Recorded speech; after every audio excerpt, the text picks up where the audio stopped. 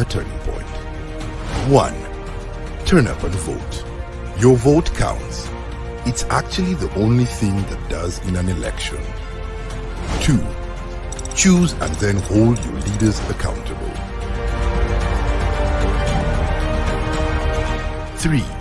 Join the movement of people who stand up against human rights violations. Become a member of Amnesty Kenya today at www.amnestykenya.org.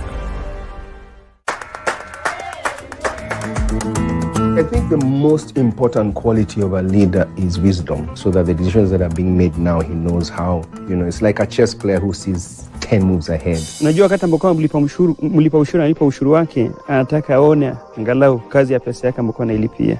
Pesa tunaamini kwa zinaishia kwa mifuko za watu binafsi. I think it's important that wealth is declared frequently, and if people have found ways to accumulate wealth very quickly, absolutely good for them, as long as, of course, that is done honestly and ethically. We need leaders who are well educated to understand the challenges that we face in the modern world. Kwa mfano, mtu mwenye amesomea ukandarasi wa barabara, mkiwa na kiongozi ambaye amesomea hiyo taaluma, una uhakika kwamba barabara za eneo lako zitakuwa zina usimamizi mzuri.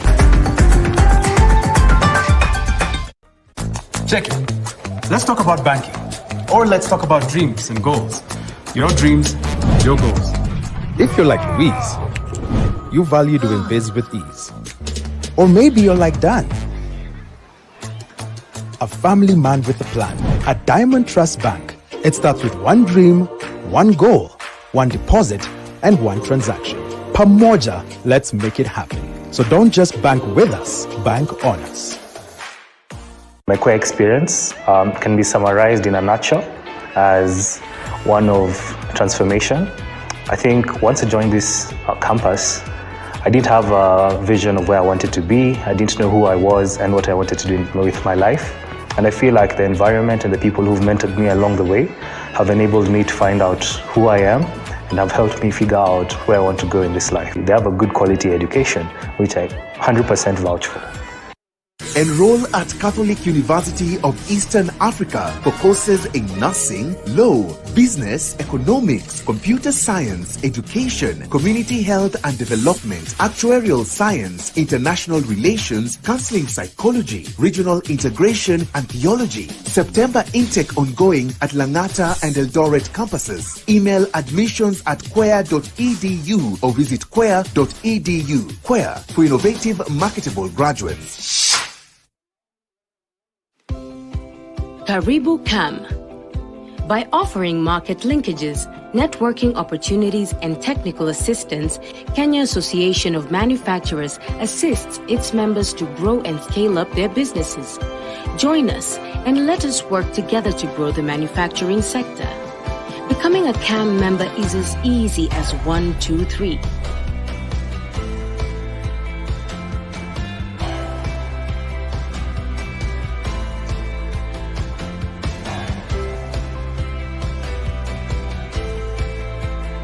Kenya Association of Manufacturers, driving global competitiveness.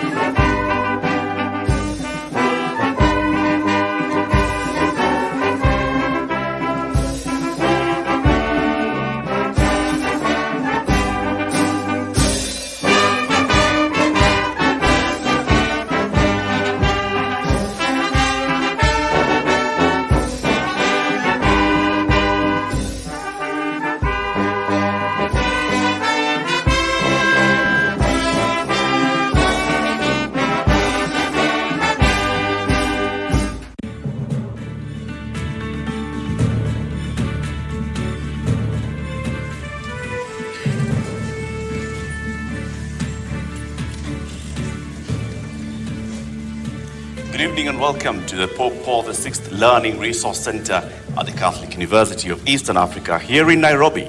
My name is Eric Latif of Spice FM and KTN News. And I'm Yvonne Okwara of Citizen Television.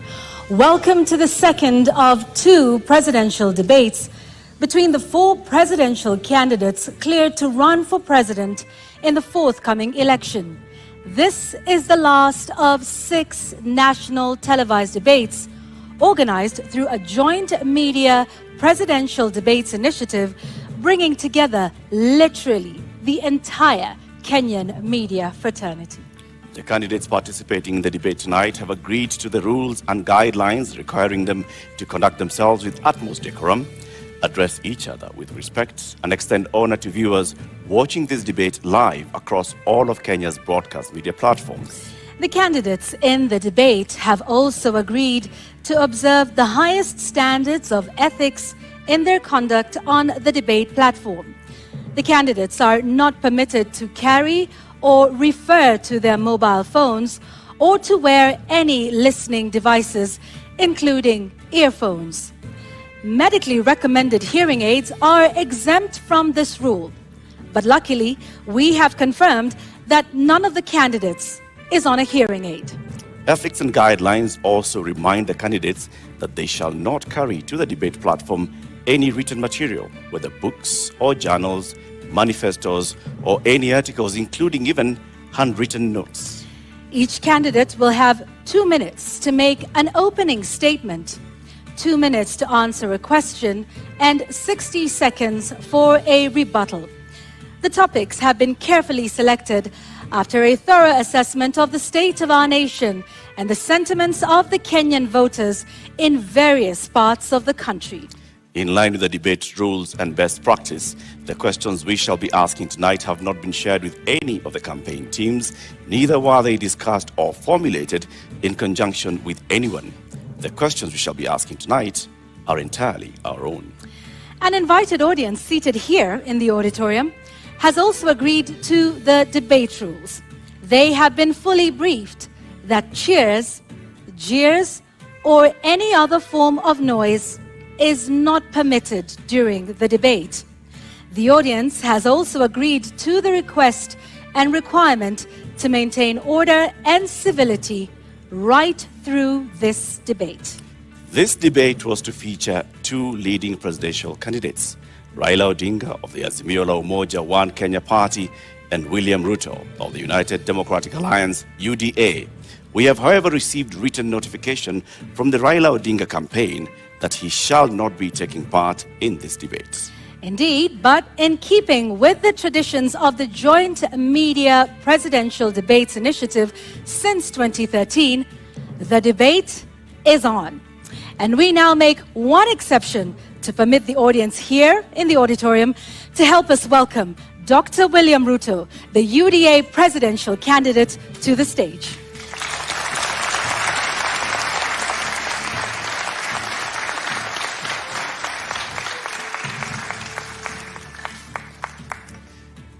Your Excellency, Deputy President, Honorable Ruto, thank you very much for honoring Kenyans with this appearance.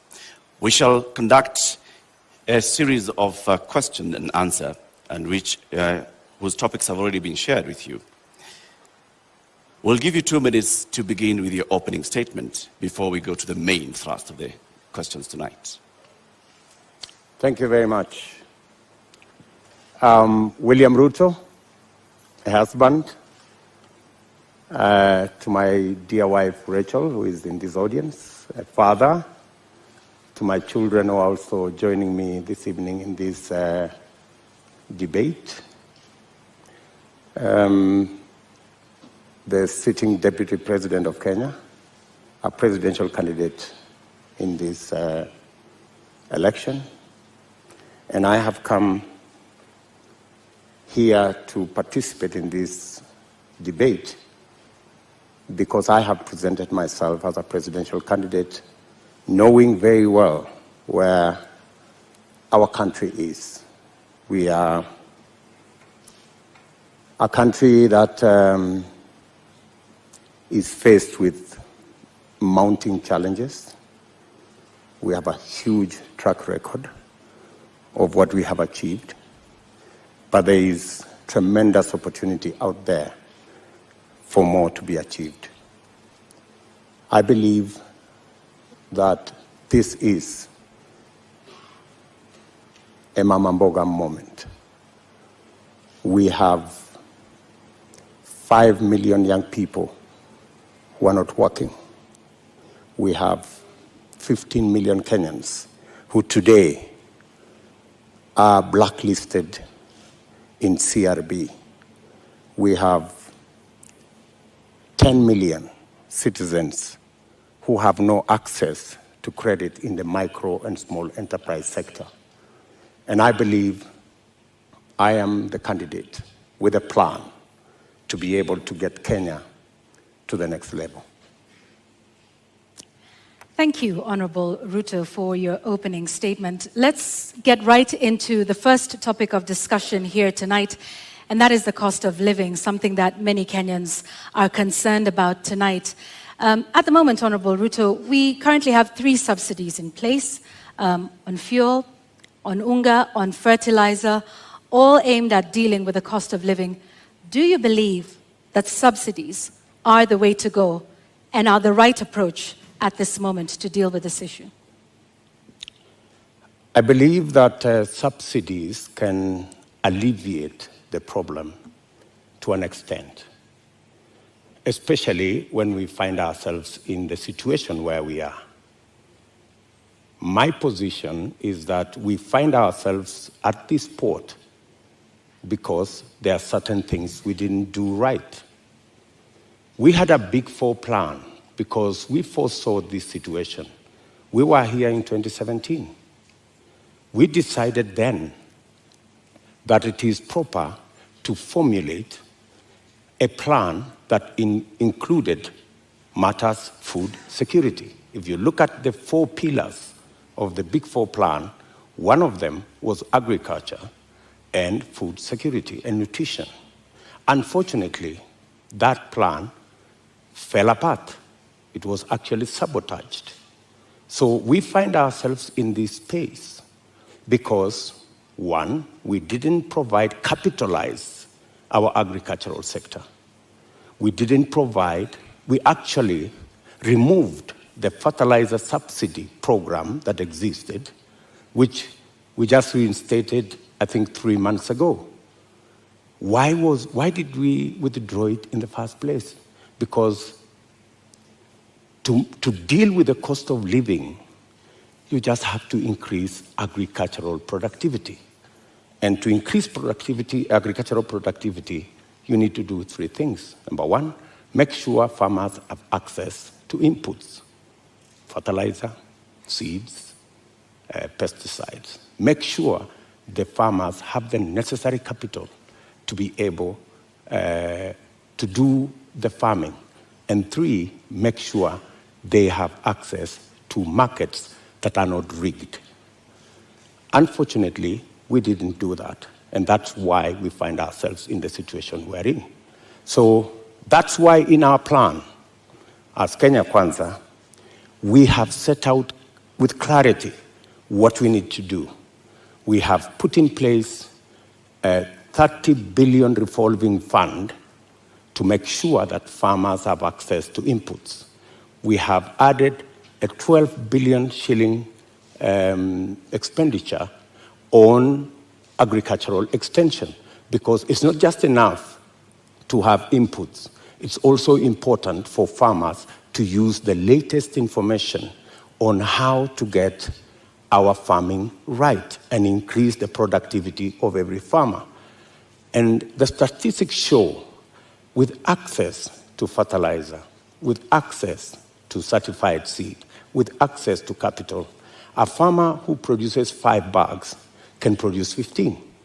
So we can actually double, if not triple, our agricultural output. What that means is that the 2 million farmers who today are net importers of food themselves can actually produce surplus. And we can make sure that we have sufficient supply that ensures that the prices are reasonable for everybody. So the real solution to the cost of living, especially on matters food, because we all understand the biggest contributor to the high cost of living is the cost of food. The average expenditure of families is 52% of their income. In fact, poorer families spend between 60 and 65% of their income on food. So dealing with the cost of food significantly deals with the challenge of high cost of living. Honorable Deputy President, if I may just interject, what you say today has also been said by you before. In the first term of your administration, you pledged the same, that you are going to deal with agriculture, you're going to support farmers, and that's when the first fertilizer subsidy was rolled in before it was embroiled in scandal. And you'd also promised the Galana Kulalu project. When you say today that the food security aspect of the Big Four agenda was sabotaged, what exactly do you mean? What failed in the Big Four agenda with regards to food security? Precisely that. It was sabotaged. By who and how? Because you know as well as I do that we never got to implement that plan. Immediately, we changed course, and the whole Big Four plan was shelved. And we went on a tangent because of the handshake equation. We went to handshake, to BBI, and the rest is history. We didn't get the time to do what we had promised the people of Kenya to do. In fact, immediately thereafter, I tried, like has been tradition for me, to support my boss. And many times, I tried to push the Big Four plan to the extent that my boss, the president, asked me that he wanted to do things differently. And he requested that he wanted to assemble a different group of people to help him deliver on what he wanted to be the legacy of the fourth president. And unfortunately, the Big Four suffered a big blow because the whole of that program did not take place. Galana Kulalu project, Honorable Deputy President, was launched during the first term. What happened? What went wrong? Why did it fail? The Galana Kulalu project was conceived. In fact, what happened is the first 10,000, the pilot on the first 10,000 program took place. In fact, the first harvest of maize in that program came into being. And the recommendations from the trial on that project was we needed to build a dam because the water from the river was not sufficient to do the Galana Kulalu project. We needed to scale up now and do the dam so that the water that was available, because the soils research and the trials showed that the soils could actually support the production of maize and other cereals. Unfortunately, it didn't move from there because we didn't get the dam sorted. And you know that we had actually 57 dams that we would have wanted to do. Unfortunately, they didn't happen. They suffered. So why didn't you do the dams, Honorable Deputy President? And the former ambassador of Israel to Kenya also said that they were facing frustration in supporting the Kenyan government on this.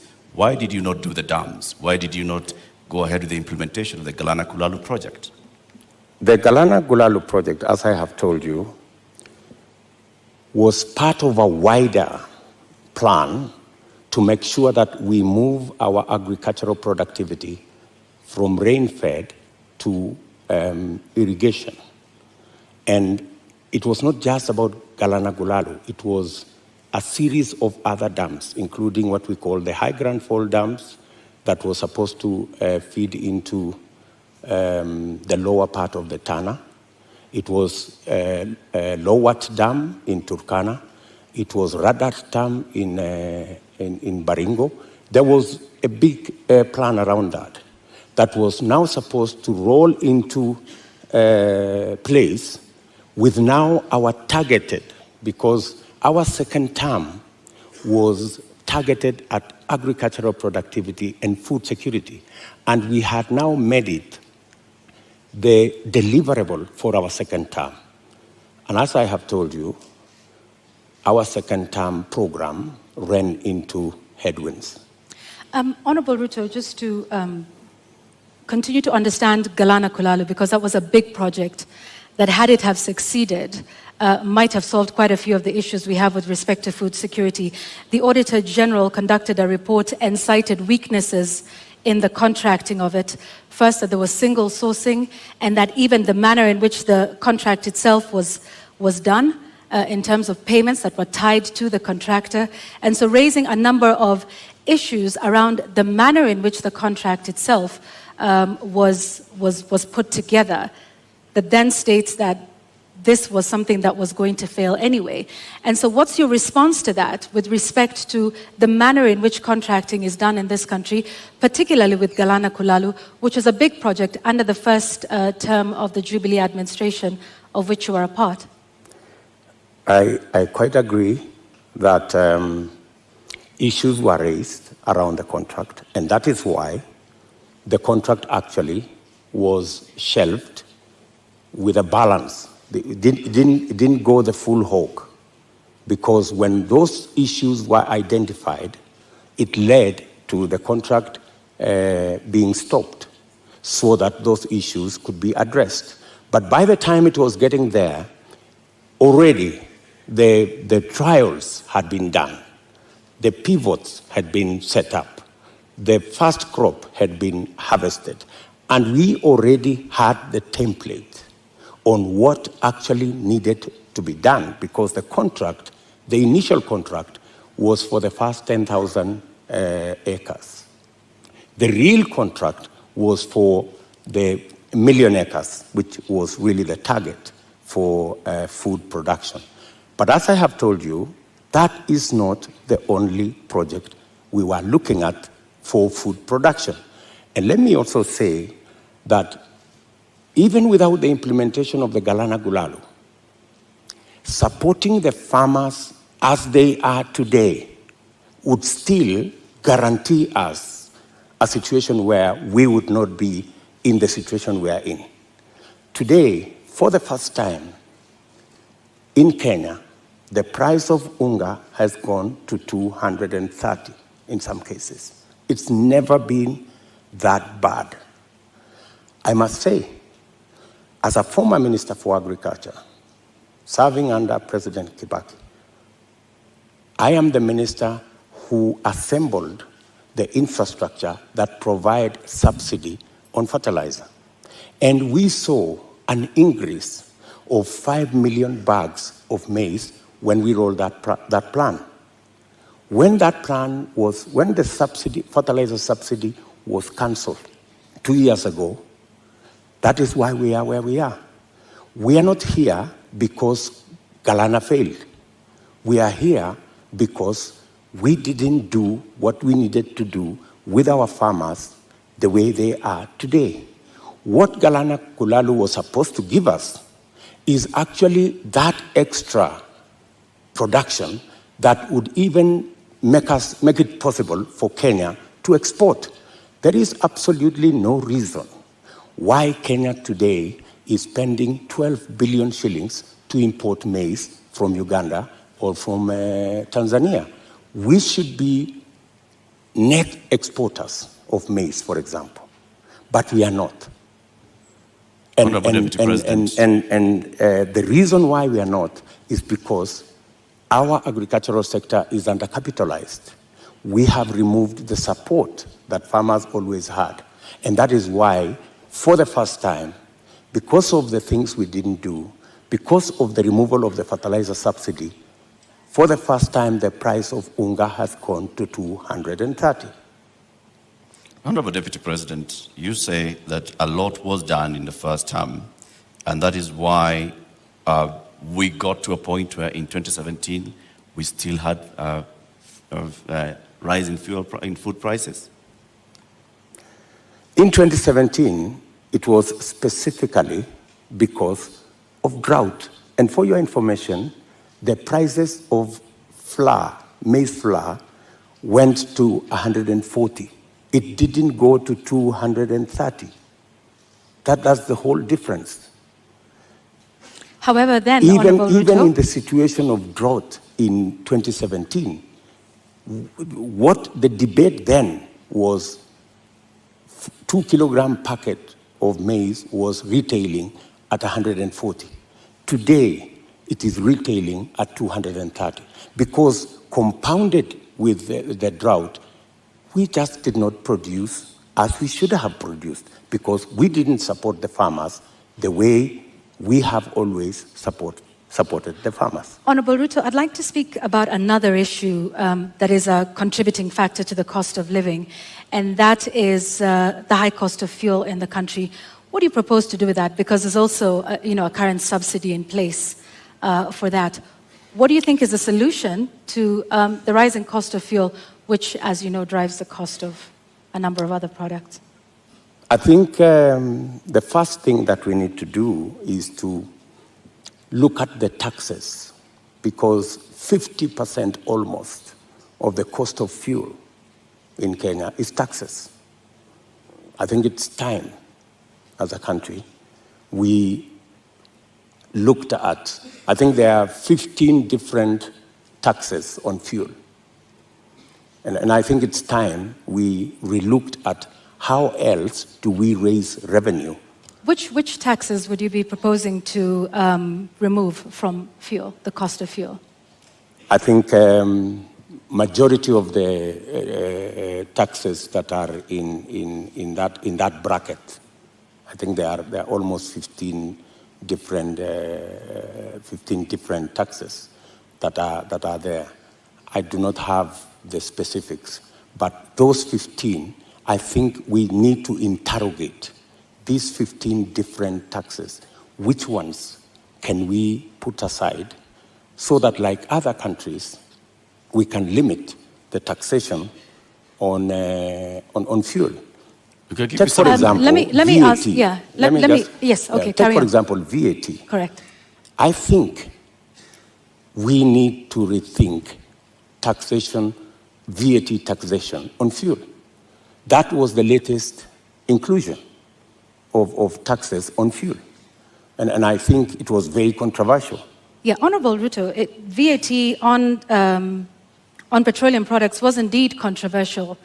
Let me take you back to 2013 when VAT was imposed on this as a condition by IMF. At the time, then Majority Leader Aden Duale said, and I quote, "The 181 members have been convinced by our party leader and our deputy party leader on the rationale of 8% VAT on petroleum products." He went on to say, 181 is a very big number and we will convince our members from the NASA side. So you, at this point in the year 2015, I believe, when this was passed, were pushing for 8% to be added on VAT. Today, you are saying you want to abolish VAT on petroleum products. Why should Kenyans believe you today? Why wouldn't they? I mean, we live in a dynamic country, and it's only fools who don't change their mind. If you are in a situation where the price of fuel has gone to 160, I mean, it's time to think. I mean, when this VAT was imposed, then the price of fuel was under 100. Honorable Ruto, when the VAT was imposed, It was at the time a condition by IMF when we were seeking a precautionary facility. Today we find ourselves in the exact same position with a third tranche of an IMF facility, and once again they are calling for the same issue that we are facing with VAT then is the same one we are facing now. And at the point, IMF has in fact said that we do not need to be removing taxes on petroleum products. So with an IMF facility already in place, are you then saying you are going to go back to the IMF and renegotiate the terms of that loan that is already in place regarding IMF VAT on fuel products? What's wrong with negotiating with IMF? I think any reasonable government, looking at the situation where we are, looking at the cost of living, and how many Kenyans are every day sinking below the poverty line, I think it takes a courageous government to sit down with our development partners, and they are fairly reasonable people, and have a discussion. And I think they are, if not 8%, we need to renegotiate on some of the items that are outstanding. And apart from looking at that, there are other instruments that we can deploy. For example, we have the fuel subsidy fund. We need to think about how that fund is being used, how we are deploying it. Are we deploying it correctly? Is it giving us value? And what changes can be made? We need an open and frank conversation with our development partners who support us. And to the best of my knowledge, they are not unreasonable. They are reasonable people, and they can entertain a conversation on negotiating some of the terms that have been offered to us. Honorable Ruto, I think that will take us into our second conversation tonight, and that is on the issue of national debt. And I'd like to pick up just where you left off.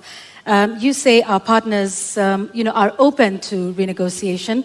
However, on the matter of renegotiating our debt, Honorable Ruto, you just last week in an interview with the international press said you will not be entertaining discussions around renegotiating our debt. In fact, with respect to your competitor who is not here with us today, when he brought up the issue, you in fact called his statement on that condescending and reckless. Mr. Deputy President, are you tonight changing your position and saying you will renegotiate and seek to restructure our debt? Not at all. I still believe, as I stand here, that it is reckless for anybody to say we cannot pay our debts. I believe that we have what it takes to pay our debts. And mark you, what we were discussing about VAT is very different from negotiating our debts. But it is tied to the IMF facility, which is a loan. It's completely different. How so? What we cannot entertain as a country is a position that we cannot pay. We are in a position that we can't service our debt.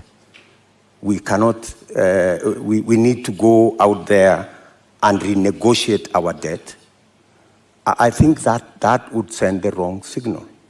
What I would do on matters to do with the debt, we have a plan as Kenya Kwanza on how to manage debt. Number one, we have said we will first slow down, put the brakes on borrowing. Number two, we will put brakes on unbudgeted projects. In fact, that is the biggest source of our problem. Projects that are not within the budget, so that we cannot keep our fiscal deficit at what we have committed, 5% or 5.9%. Number three, we need to raise our revenues. And I have said openly that we have areas that we believe that we can raise our revenue. For example, we collect 52% of all collectible VAT.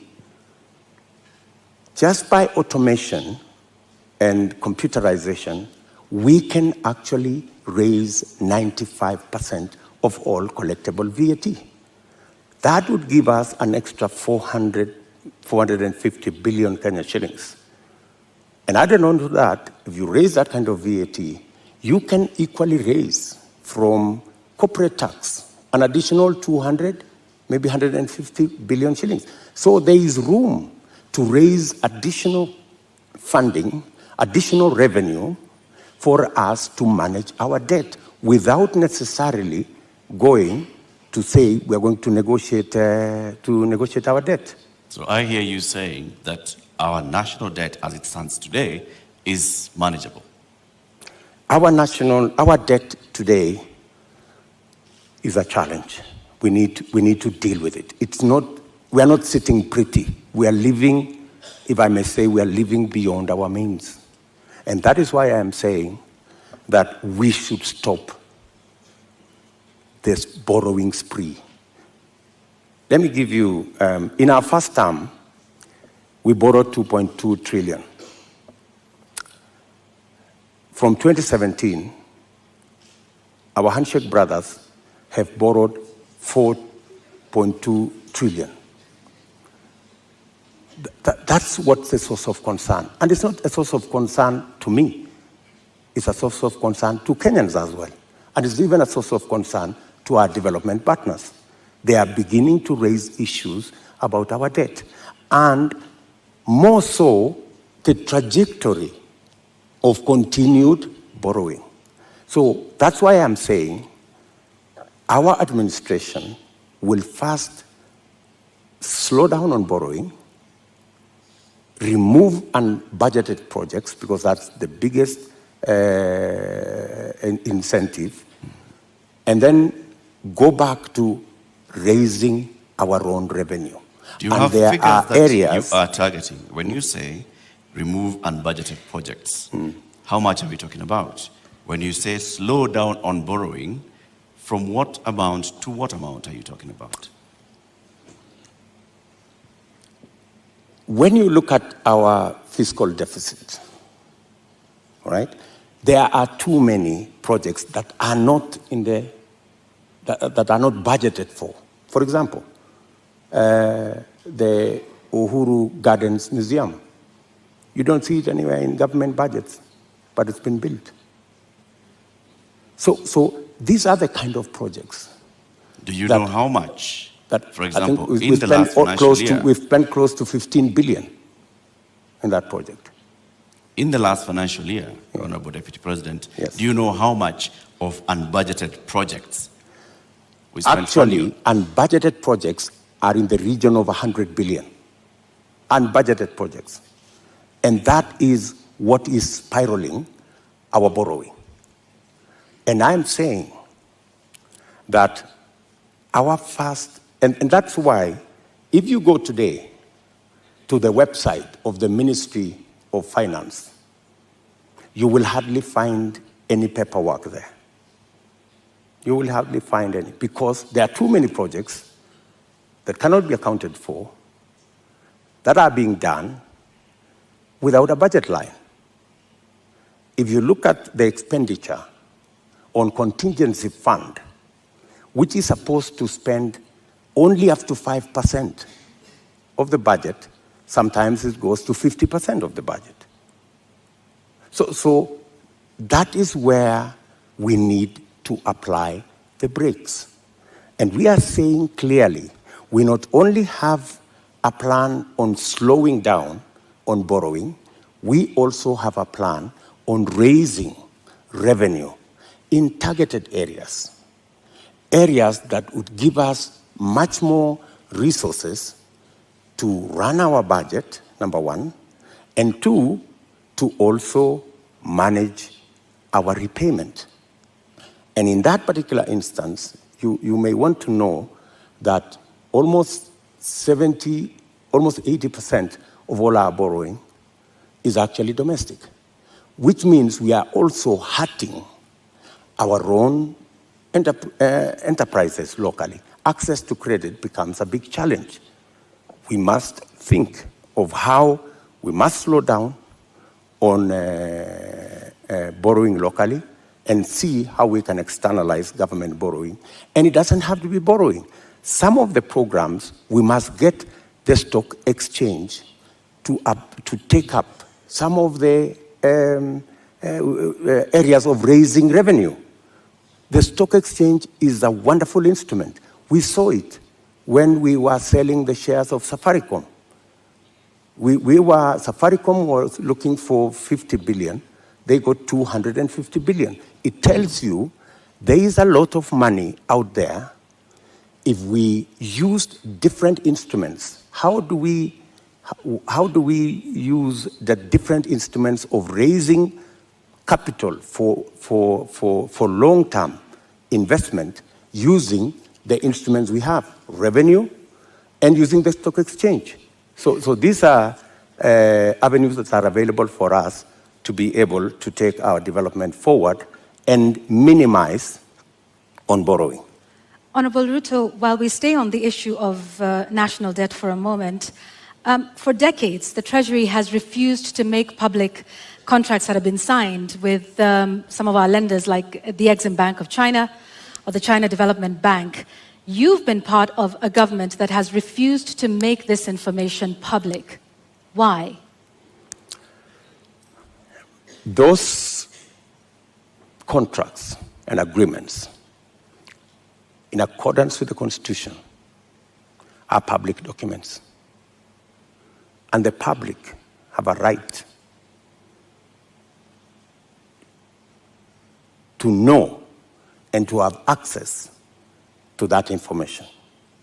The fact that that information is not being made public is against the Constitution. So, under the Kenya Kwanza administration, you have not. This is something that you could do. You are the Deputy President of this republic. Is this not something you could do or make happen? When you are Deputy President, I'm sorry you've not been one, you would understand. You would understand to what extent you can do things. And let me give you an example. Many people did not see the mettle of Mwai Kibaki until he was president. When he became president, he made a sterling job of being president. All along, everybody thought he was a lackluster performer. I am undertaking to the people of Kenya that given a chance to be president, things will be different in Kenya. So let me ask this just one more time. You are the sitting deputy president of this. You say this should have happened constitutionally, but it did not. Was this not something that came up in cabinet meetings? That at least we've not seen you protest about this particular matter, because debt transparency and debt, what we owe and who we are paying is something that taxpayers should know. So if you are saying this is something that should have happened but didn't, why would Kenyans believe you when you say that this is something you will do if elected president? Because I have never been president before. This is the first time I am vying to be president. And this is the first time I will occupy the high office of president.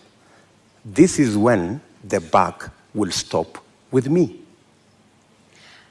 Are you saying, Mr. Deputy President, that in the last 9 years, you have sat in cabinet meetings and expressly said that you'd like the contracts details to be released to the public? I will not tell you whatever discussions took place in cabinet, because we are seeking to understand, Your Excellency, because is what role you played it is not in making case. Sure that the government that you serve is actually adhering to the Constitution and several court orders. Whenever it was available for me to take a position, I have always taken a position. And I have taken many positions. Sometimes that did not look very popular, if you may. And I have taken very firm positions in cabinet. And I have taken very firm positions in the public. And I think people of Kenya know me not as a coward. They know that I take what I believe in, and I take positions. I am saying here that every contract signed by the government of Kenya is a public document, and it should be available to the public. The question of the SGR contract was raised even in the first term of your administration. It has never been made public. Mr. Deputy President, you don't have any record, any public record of you saying that these contracts should be made public. Why? You see, as Deputy President, there is so much that you can do. In fact, my role, my oath of office has 3-4 functions. Number one, I swear allegiance to the people of Kenya and to the Republic, to discharge every responsibility given to me by the Constitution and the law. And number 3, to advise whenever required. That's the language of the Constitution. Whenever required, the President on matters that he requires advice. And number 4 is to serve people equally and fairly. So I have discharged that responsibility to the best of my ability. And I have made my position in regard to the contracts very well known to the right officers. It is not a matter I would have wanted to take it in public for purposes of making sure that government is functional. All right, I have just one last question on this before we move to our next topic of discussion, because you've informed us about, from what I understand, and you can correct me, Honorable Ruto, about the limited sort of powers of the Deputy President. Is that what you're saying in respect to making these contracts public? You said, and I quote, "I can only do so much as a Deputy President." Absolutely. Okay. However, in previous television interviews, you have stated that you and the President remain accountable for everything that has been done for this. So which is it, Mr. Deputy President? Are you responsible for not making these contracts public? Because you in the past have said that you and the President remain accountable and should be asked about everything that happens in this country. Precisely, that's why you're asking me, and I have answered you. I have said clearly that to the extent that my duty as Deputy President is concerned, I have discharged my responsibility. I have given advice to my boss on many issues, including that particular issue. So I have given him my advice, enumerating very well that it is the constitutional position that every contract is made public.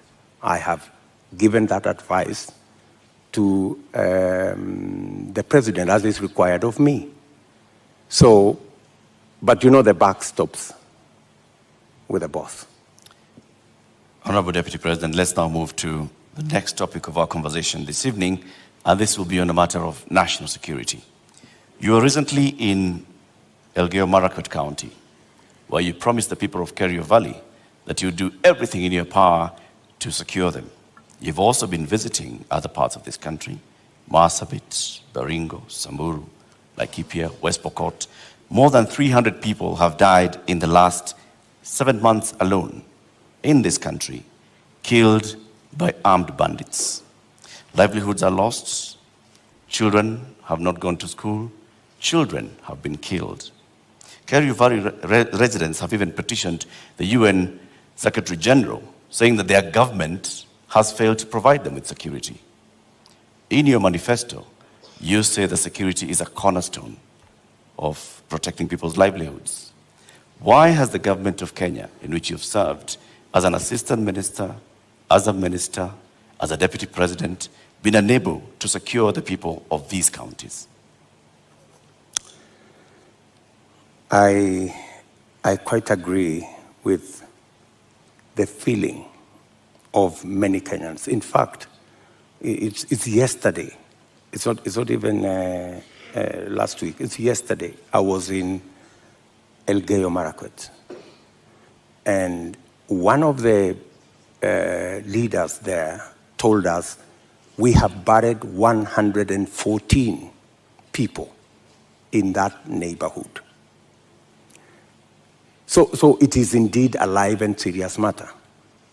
You have seen me in when we came into office in 2016. I called all the leaders from Baringo, Elgeyo Marakwet, Pokot, Samburu, and we had a serious leaders meeting in my office in Karen.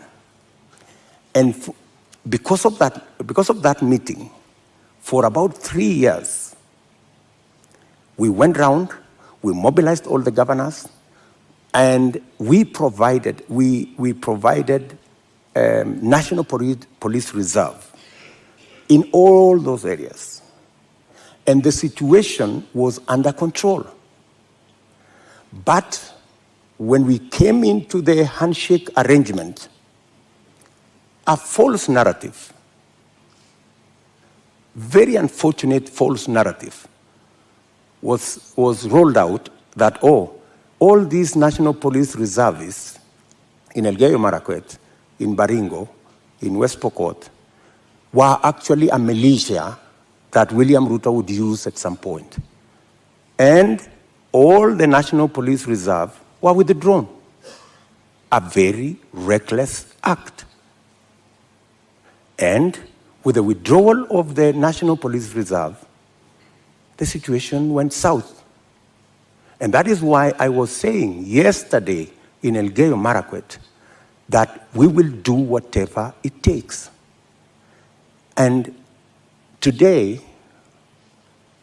there is a program to build security outposts.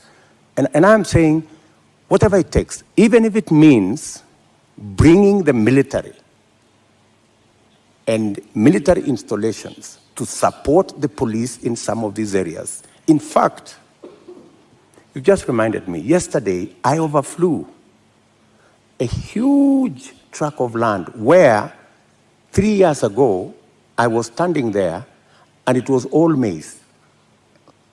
Yesterday, they haven't planted there for the last 3 years because of insecurity. So insecurity is not only causing our children not to be in school, it is causing starvation, it is causing death. Yet, people want to treat it casually. But Honorable Let me Deputy tell you, President, let me just allow in me the to- last 3 years, Mr. Deputy President, you have not spoken out about the issue in Kerio Valley. You have not said anything about the killings that have been taking place, like they told you, 150 people buried this year. You spoke about it only yesterday. Where have you been in the last 7 I have months? always been there. In fact, if you go and ask those people in those regions, I have always been present. We have buried many of those people with our own money. We've taken many of those people to hospital with our own money. I have deployed my personal resources to deal with that situation because I know it was a political a political agenda. You know, the withdrawal of the National Police Reserve was really an unfortunate act. But because it was intended to punish William Ruto, you know, never mind that many people lost their lives, is a real tragedy. But that is the nature of our politics in Kenya. Honorable Ruto, Unfortunately. Honorable Ruto, you're saying that was done to punish you? What other explanation would you have? You go withdraw security personnel in the whole of that whole region, you know, you subject people to... How would that punish you, Honorable Ruto? Because I am the one who had led the whole, in fact, I am the one who had taken charge. In fact, I was there every 2 weeks in that region. I was there every 2 weeks. I am the one who mobilized the resources. I am the one who mobilized the security men, the identification of the National Police Service. And so it looked like it was about me. It was never about me. Did you mobilize those resources on a personal basis or as deputy president? As deputy president. So why would your government punish the deputy president? You live in Kenya, my good friends. And I am failing to understand it, sir. And you know... Are you telling the people of Kerio Valley that 150 of them have been buried this year alone just because a government is punishing the deputy president? Not just that.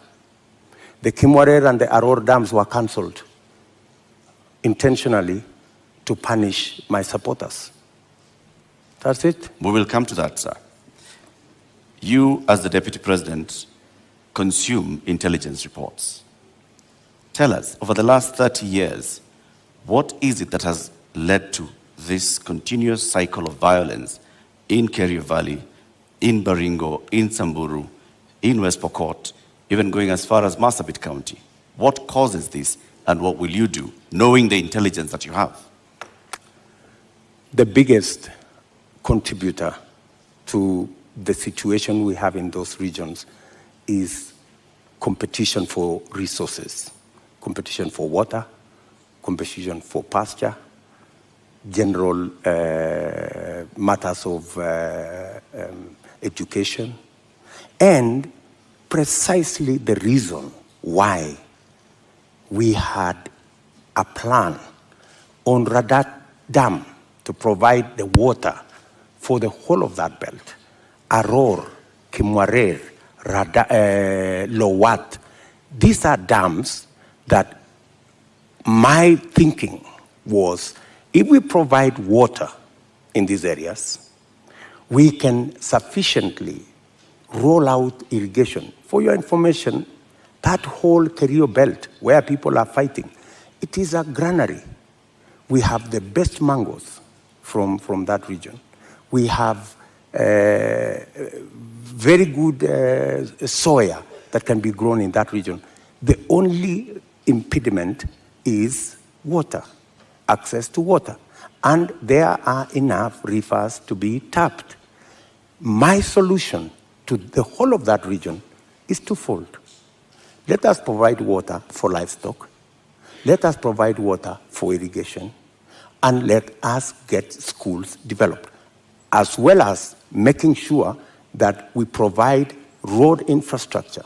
That's why we rolled out the road from Parbelo, cutting across that region, to come out on the other side in a place called Marich Pass, through Tot, through Chesongoch. And now there was also the road that was supposed to connect Kapedo from the other side of Turkana coming to Nakuru. Opening up that area is the solution. Opening up that area in terms of infrastructure and opening up that area in terms of water infrastructure will provide the solution. Unfortunately, there are people who don't see it that way. So you say that the Aror Kimorel Dam, you recently said that you are going to complete it should you be elected president. Yes. Why did it fail? I will. Yes, I will. It didn't fail. It was made to fail. I mean, let me tell you. As the deputy president, sorry, sir, to just interject.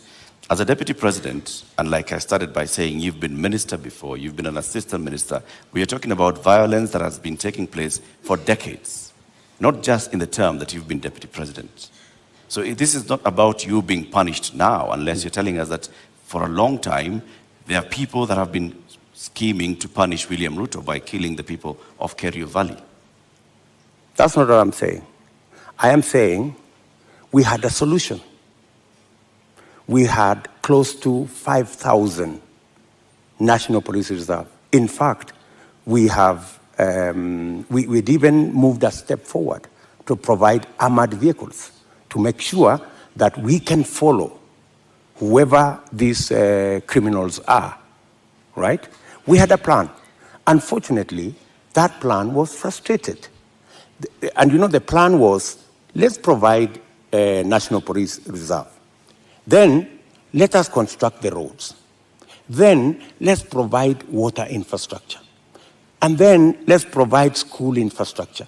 That way, you ease out people from that situation where they are today to a new environment where they appreciate education, they have food to eat, their animals have water and pasture, and then you can develop that region. In fact, in my mind, that's where the future of Kenya is, because we have huge tracts of land in that region. And the fact that people have been fighting in that region forever doesn't mean that they should continue fighting. We should find a solution. Honorable Ruto, let's go back to the issue of water, and you've mentioned the Kimwarer and Aror dams. And you say that as well was cancelled to punish you? That was cancelled for political reasons. For political reasons. Well, some of the allegations that have been made, by the DPP in court is that payments were made contrary to the law. They were not processed through the consolidated fund. That in fact, this was all done to ensure that there were kickbacks, that the government made advance payments, including 11 billion shillings in excess of unnecessary debt to, this is what they're saying, which prosecutors say were to go to, friends and co-conspirators of this scheme. If this is what you allege, are you alleging tonight, Honorable Ruto, that there is a big conspiracy between the DPP, between the courts, and also politically with respect to the Aror and Kimwarer dams that are now in court? For your information, Aror and Kimwarer was signed at the same time with other government projects, signed by the same companies, funded by the same financiers, and they were signed not with me, witnessed by the President of Kenya. So these are not projects that were cooked at night or in some dark corner, right? How come that the only projects that did not go through is Aror and Kimwarer? All the others went through. That's number one. Number two, today, the government of Kenya is in court because the contractor, with all those allegations that have been made, the contractor has gone to court to demand payment of another 12 billion shillings. I mean, that should concern everybody. There are also suspects in court, Honorable Ruto. Pardon? There are also local suspects in court over the matter. Forget about the court matter here. The contractors are in court in London, and the government of Kenya is already replying to the case in court. And they cannot afford to make it public because it's embarrassing. Why did the contractor not continue with the project? Because he was denied the land where to set up the dam. And that was an undertaking by the government of Kenya, that we're giving you a contract, we're going to give you land, we're going to give you this infrastructure for you to build the dam. And the reason given then was that, the dam was going to be in a forest. How many dams are in the forest?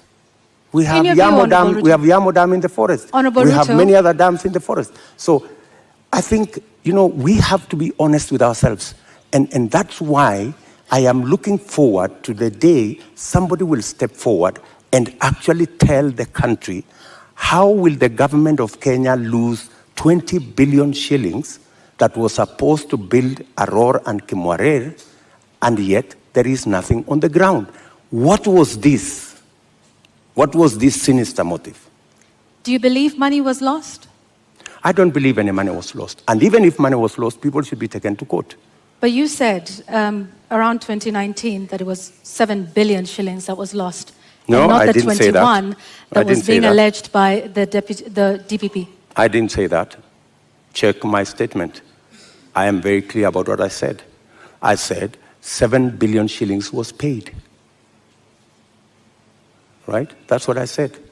And for your information, I said that 7 billion shillings that was paid was actually insured. The reason we should be asking is, why hasn't the person, the company who insured that money, why haven't they been asked to pay? Because the company that insured that 7 billion is a well-connected company. That's why the demand letter has not been put to them. So what you're alleging... And you see, Kenyans will one day really marvel at what really happened in this Kimwarer and Aror Dam. You will be shocked. Tell us what really happened, because what it sounds like is you're alleging the investigating authorities, the DPP, the courts. There are suspects in court at the time, including former Cabinet Secretary Rotich, who I believe was charged afresh a couple of months ago over this issue. If this is all politically instigated, are you then saying that all of these authorities, different arms of government, are conspiring against you, from investigators to the DPP to the courts, to punish you, Honorable Ruto? Let me ask you, that matter has now been in court for 4 years. It has not moved an inch. It's been dancing. You know, this person, today you're being charged, tomorrow, no, remove this person, the next day, remove this person, the next day, change the charges, because somebody is actually waiting for another government to come and carry the shit, unfortunately. And that's what's going to happen. That's why that case has never moved an inch. Mention after mention, after story after story. I mean, surely, how can we lose 7 billion, another 12 billion that is going to be incurred by this government?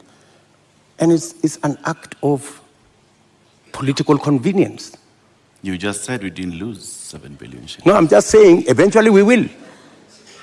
I mean, if it is not sorted out. And that's why I'm saying, when I come into office, I will make sure that the money is not lost. And I will make sure that the impediment imposed on this project, we will provide the land. The contractor will build the dam, and we will move ahead. To conclude the matter of national security, I think we'll also touch on constitution implementation here. Over the last 9 years, Deputy President, you have been chairing the Intergovernmental Budget and Economic Council. The Constitution establishes, under Article 204, the Equalization Fund, which was meant to fast-track development in some of these marginalized areas, the ones we've been talking about, and many others, to help them with water, roads, health, education projects. Why has this fund never been operationalized? Two things. My chairmanship of the Intergovernmental Budget and Economic Council extends to a limit. The issue you have raised about Equalization Fund is actually in the ambit of the summit, which is chaired by somebody else, right? As chairman of the Intergovernmental Economic and Budget Council, in fact, governors listening to me today, they know that we did a perfect job, especially when it came to transfer of functions, a function that was supposed to take 3 years. We made sure that we worked day and night because we wanted to get devolution rooted and moving. We completed that exercise in a record 1 year instead of 3 years. We have since worked with county governments, and many of the governors will tell you that I have provided leadership as chair of the council on every matter, whether it was grants, whether it was matters to do with conditional grants, whether it was making sure that there is a balance between what goes to national government and what goes to county governments. The whole of that trajectory, whether the issues to do with settling matters with the former local government authorities, assets, liabilities, I have been working on that with many governors, and we have made tremendous progress, including the final one that we concluded the other day, where counties now, as entities, can borrow money. As entities, like Kipia County is the first that is going to have the leverage to borrow money. So I have a track record on what I have done. Thank you, Mr. Chairman of IBEC. Now let me ask the question to the Deputy President. Why has the Equalization Fund never been operationalized 12 years after the promulgation of the Constitution? The Equalization Fund, window. As Deputy President I can answer, the Equalization Fund, halfway through, there was a big argument between who will implement this Equalization Fund, because it was under the national government. The counties argued that because there are 14 listed counties to benefit from this fund, why don't we give this money to the counties? Then there was a problem of trying to get the regulations on how this fund would work out. And it dragged on the contestation as to, and some projects were implemented, some water projects were implemented, some road projects were implemented. But the argument continues to be who should. At some point, the law was actually changed to include counties beyond the 14. And that became another big argument. And I accept that we should have done better on the Equalization Fund. And that is why I have made a commitment in our manifesto that that Equalization Fund, whatever the balance of the time that is left, we will make sure that we devolve it to counties. In my belief, the counties are better placed to run that fund than the national government. Thank you, Honorable Ruto. I'd like us to move to the next topic of discussion here tonight, and that is constitution and governance. 13 years since the adoption of the Constitution of Kenya 2010, citizens continue to complain about non-effective implementation and a weak culture of constitutionalism. Honorable Ruto, which part of the Constitution of Kenya do you think has not been implemented with fidelity, and why? I think we should sort out the two-third gender rule. I think we owe it to the people of Kenya, and especially to the women of Kenya, that this part of the Constitution is implemented. I believe that we need to sort out certain matters to do with devolution, like the one I have said, the Equalization Fund. I think it was wrongly put under national government. It should go to the counties. I also believe that there are functions that should not have been made contingent or shared functions between the national government and the county government. Regional authorities, for example. Those are functions that we should either agree to be managed by counties jointly or to be subsumed into county governments. If it is Kerio Valley, how do we split it so that the counties in the Kerio Valley we have a Kerio Valley Development Authority. Should that be managed by the national government? I don't think so. I think it should be managed by the counties in the Kerio Valley. So these are some of the functions that I think we need to clarify. We need to complete the implementation of the Constitution. I have raised, for example, the matter of the Judiciary Fund. I think we have wasted too much time in implementing the Judiciary Fund. After I pushed so hard, this year, 1st of July, the Judiciary Fund was operationalized because I have been talking about it for the last year and a half. So these are some of the sections that I believe that we should be able to conclude the implementation of the Constitution. Let's go back to the two-thirds gender principle. In your view, why did we fail in terms of getting this since 2010? I think, speaking for myself, I have made a commitment, and I know it's doable, to make sure the 2/3 gender rule is realized. There are different proposals. There are proposals that require constitutional change. There are some that do not require constitutional change. And I have assembled a team of very competent constitutional lawyers to look at how we can have a framework in 90 days of our government, and within 1 year, make sure it is implemented. And it's not necessarily for purposes of the women of Kenya. It is for the benefit of everybody. The fact that we do not have as many women leaders is actually a negative for us. There is something we are losing.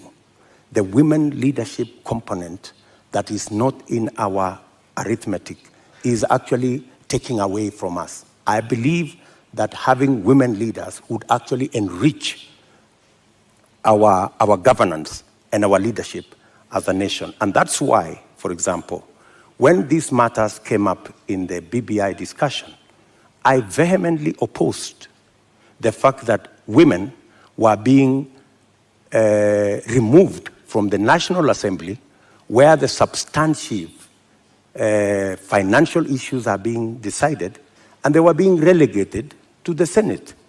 So I was wondering how a right that had been given to the women of Kenya in the National Assembly could be withdrawn, and they are hoarded into the Senate. So that is my commitment to the women of Kenya. Also, on the judiciary fund that you've mentioned, you said you will operationalize it. But the judiciary is, by dint of the Constitution of Kenya, independent. So what is this exactly that you will do that operationalizes this fund? You see, independence can be undermined by financial resources. The reason why the judiciary has been raising this issue over and over is because, much as they have their independence, their financial requirements are still subject to other pieces of legislation, which is against the Constitution. The judiciary fund is supposed to draw resources directly from the consolidated fund. Once approved by Parliament, that should be it. And in fact, because of the push that I have had on the judiciary fund for the last 1.5 years, it was actually operationalized in June. So you do have some influence, Honorable Ruto, within this government. If you look at, I have been pushing in the public, because that's what I said. When I said I'm going to set up the judiciary fund, I think somebody decided to say, this fellow is pushing too hard. Let us implement this judiciary fund so that he loses this card. He cannot take it to the people of Kenya. I don't mind that. So you do have some influence. We have achieved it anyway. So you have some influence, Honorable Ruto? Because previously, in this conversation... Of course I have influence. But in this conversation previously, you have said there's limits to what the Deputy President can do. I have influence nationally on pushing agendas. I may not have... Such as disclosure of SGR as Deputy President. I didn't push the Judiciary Fund as Deputy President. I pushed it as a leader. Why couldn't you do that then for a number of the other issues that we have discussed here tonight that you have said you did not have influence over? I have pushed back, for example, on the issue of the BBI. I pushed back heavily. And I deployed a lot of influence.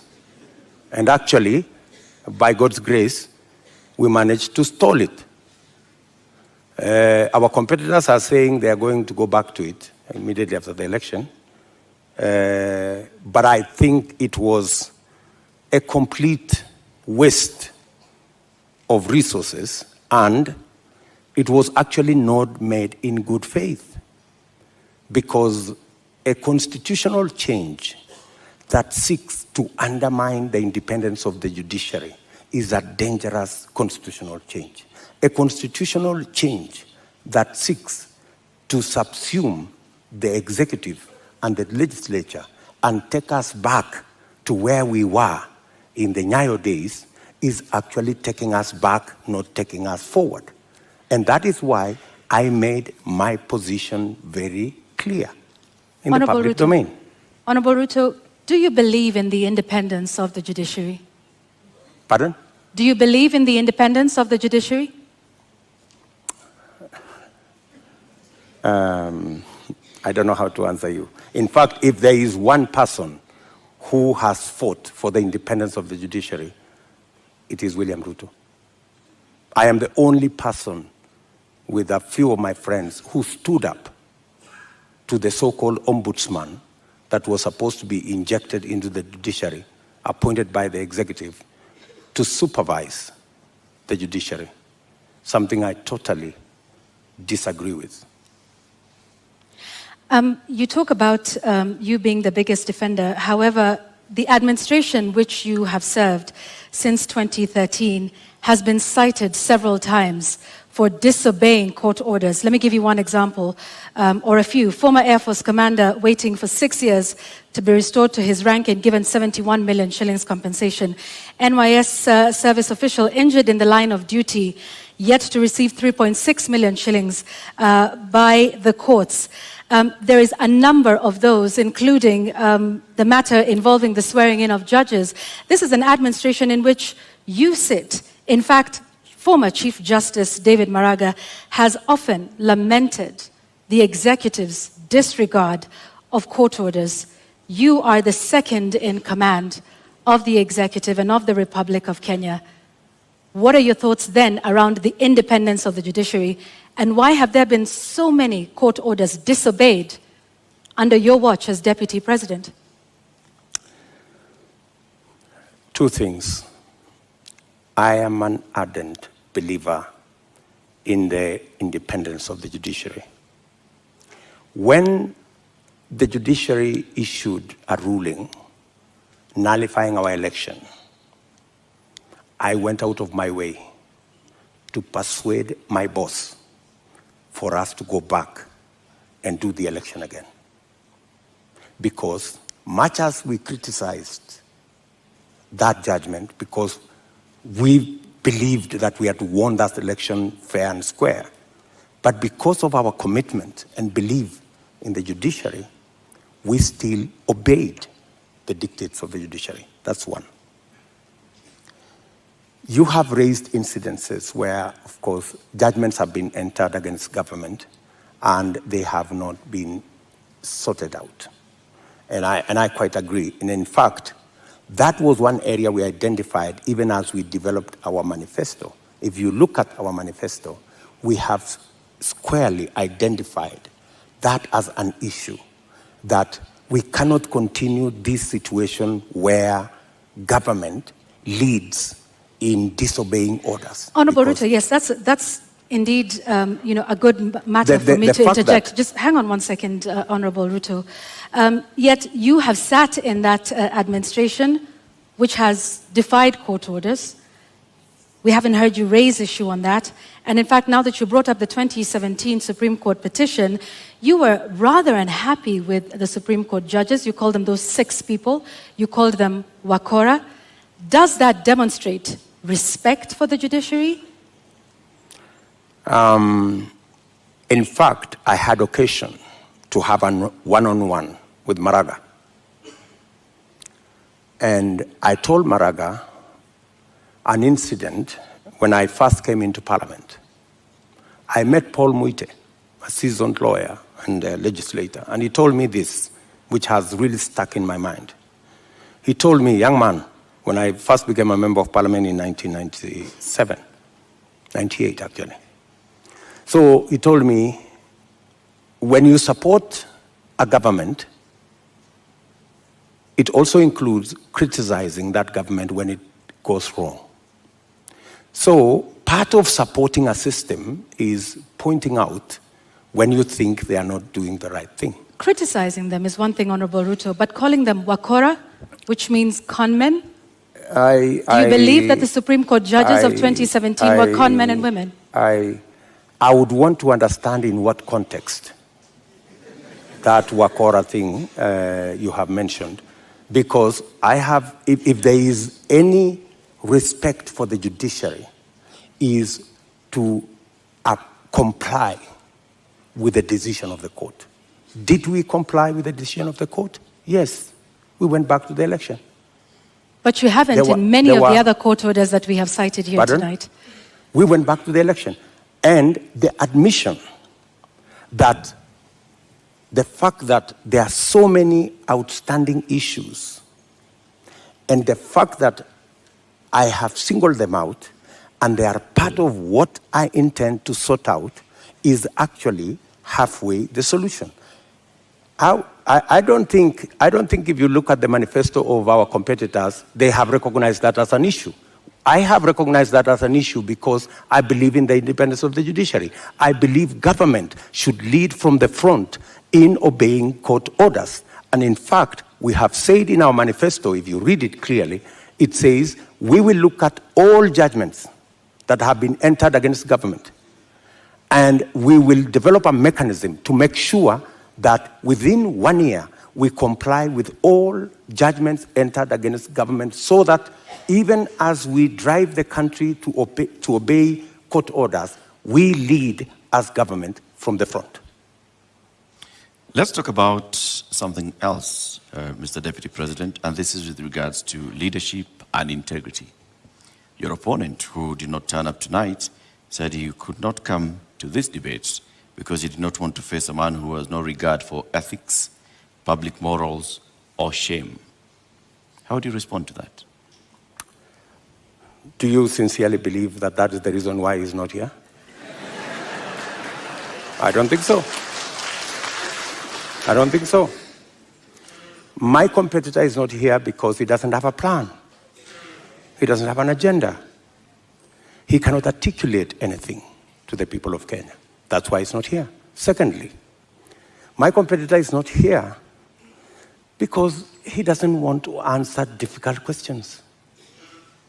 You know, he's been part of this administration, the handshake administration, for the last 5 years. KEMS happened, and many other things happened. In fact, my competitor could not come here because he's not the real candidate. He's a project. At this moment, Honorable Ruto, just one moment. Just to remind our members of the audience that they agreed to abide by the rules of the debate, and that involves no cheers, no jeers, no noise. Honorable Ruto, I'm sorry I interrupted you. Please carry on. Sorry. So, I mean, that's the reason. So these are just scapegoats. You know, he's dodging difficult questions. He doesn't want to answer. His allies, the handshake allies, Mr. Deputy President, there are expectations that are laid out in the Constitution and in law with regards to the character and the values that a leader should have. Do you think when you go out in public campaigns and you use terms to describe your fellow leaders, that demonstrates you as somebody with great values, fit for leadership? I have tremendous respect for all Kenyans and all Kenyan leaders.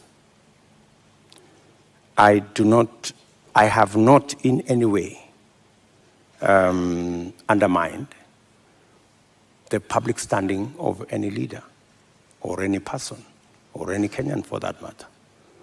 I have not called anybody washenzi. I have not called anybody takataka. I'm just a... Kitendawili? Huh? Kitendawili? I mean, is kitendawili an insult? Uganga? Huh? I think we have all come to understand what kitendawili means. Mr. Deputy President, there's public perception that associates you with a rather good appetite for acquisition of property, particularly land. And this has been mentioned many times.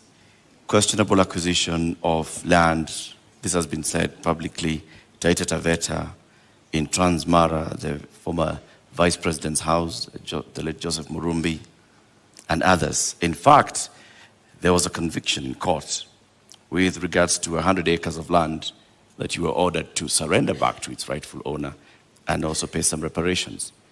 Does this public perception affect you? For your information, that's why I am proposing in our manifesto to deal firmly and squarely, institutionally, with a fight against corruption. Because allegations are made, left, right, and center. Any piece of land that I have is legally acquired. In fact, I think we need to discuss the Muteshi land. You've talked about the 100 acres. I was a victim of fraudulent sellers of that land. What the court ordered me to do was to pay for the 3 years I had occupied the land. And they calculated and said the income from this land would be approximately 5 million shillings for 3 years. And that's what I paid. The people who sold the land to me were taken to court for fraudulently selling the piece of land to me. Those people are in court. The Mr. Deputy President, my question was, all these allegations. Taveta land issue. There was that, there's a Taveta, there's Western Hotel, there's Transmara. As a person, yes. As a person, what does this make you feel when you hear that there's all this public perception about you and irregular acquisition of land? You see, acquisition of property is a legitimate endeavor. How you acquire it, if it is legitimate, you've paid value for it, and I want to tell you, I have paid value for any property that I have. Maybe the whole story has, like everything else that has been said, and all manner of allegations have been raised about many people, you know. My competitor, Dominion land has been mentioned about him, Molasses land, so many other pieces of land. Does that make you guilty? Not at all. I think the presumption of innocence and the fact that I can stand up to scrutiny.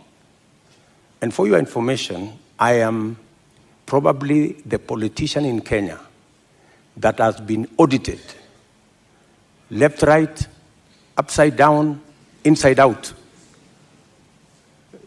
on any matter, you know? And maybe because I have raised my head beyond what many people think I should. If I was a quiet business person, I am sure I wouldn't attract the same kind of labeling that I've been subjected to. How much is enough? Enough is enough.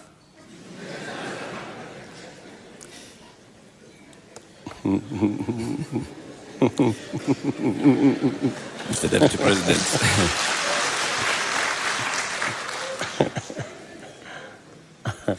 Mr. Deputy President, we'd like to conclude this conversation with the election preparation. We're just 2 weeks away to the August 9th general election. You've previously said that, yes, you are willing and ready to accept the outcome of the election.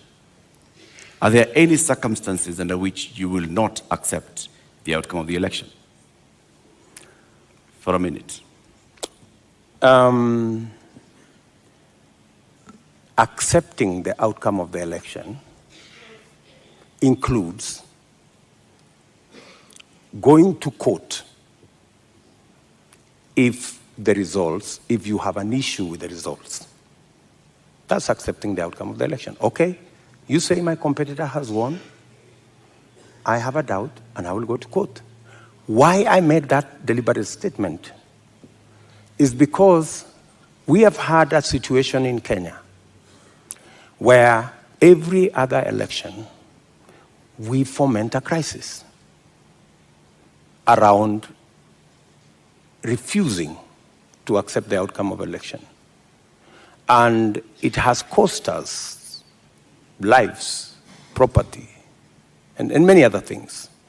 And I needed to be on record, and which I am, that I will accept the outcome of this election.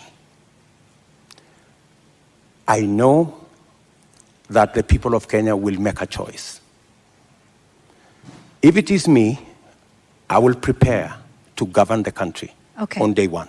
If it is not me, I will accept that my competitor has won. If I have any issue, I will go to court and accept the outcome of the court. Honorable Ruto, we've come to the end of this conversation tonight. We would like to give you 2 minutes to give us your closing statement tonight.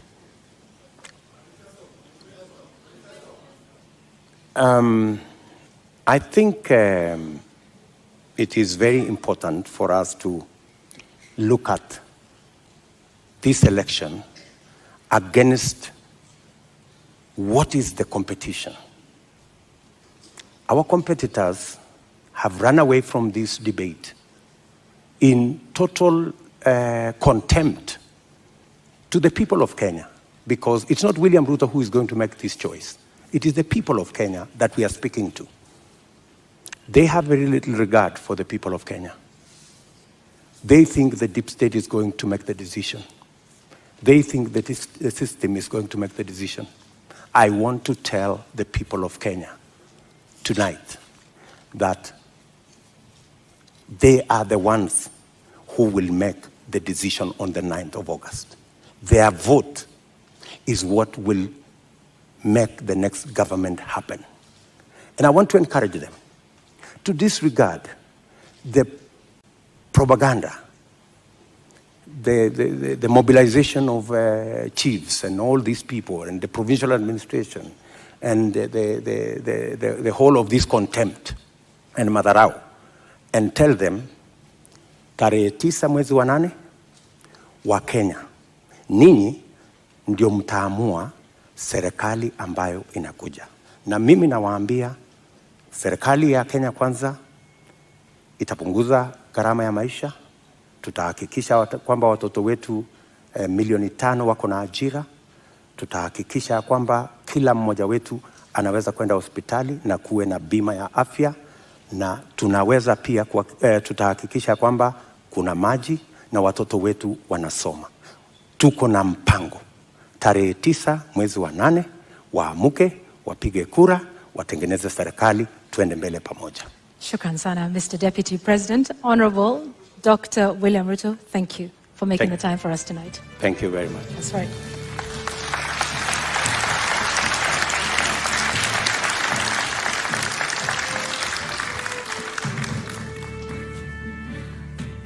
Well, ladies and gentlemen, and the viewers here in the audience, following this at home, and of course those here as well, we have to end it here for now.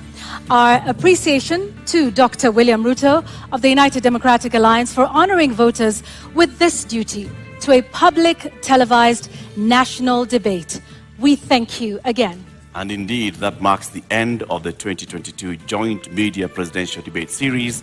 The next presidential debate shall come to you without fail, and inshallah, in July 2027, at a date to be announced by the Joint Media Presidential Debate Secretariat. We thank you for watching. My name is Eric Latif of Spice FM and KTN News. And I'm Yvonne Okwara of Citizen Television. Good night.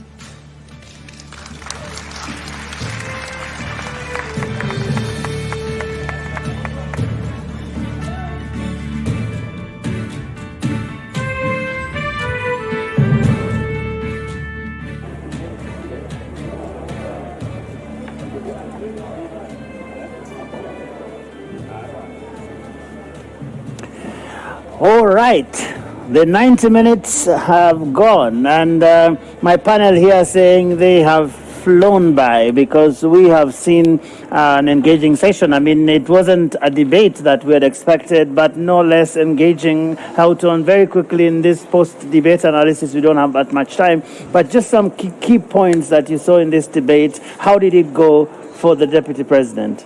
Well, I think first of all we have to, thank the Deputy President for coming. I think it was an important national moment. I think I agree with him. The people will decide at the polls, and that is the nature of our democratic process.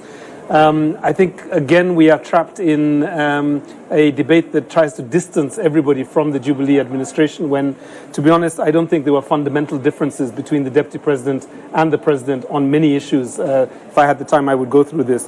I think the displacement happened with the handshake, and therefore it is much more of a political dynamic rather than a policy dynamic. And lastly, I think... all right, the Irungu syndrome. The Deputy President is coming out, and so we have to... Yes, okay, let's go to Ken Moredi and just see.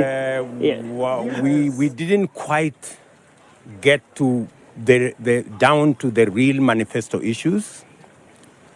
I would have hoped that my competitor would have been here so that Kenyans can have the benefit of looking at both sides.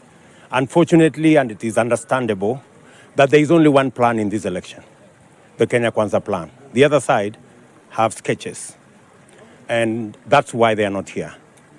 We are the only side that has a plan on fighting corruption, conflict of interest, state capture.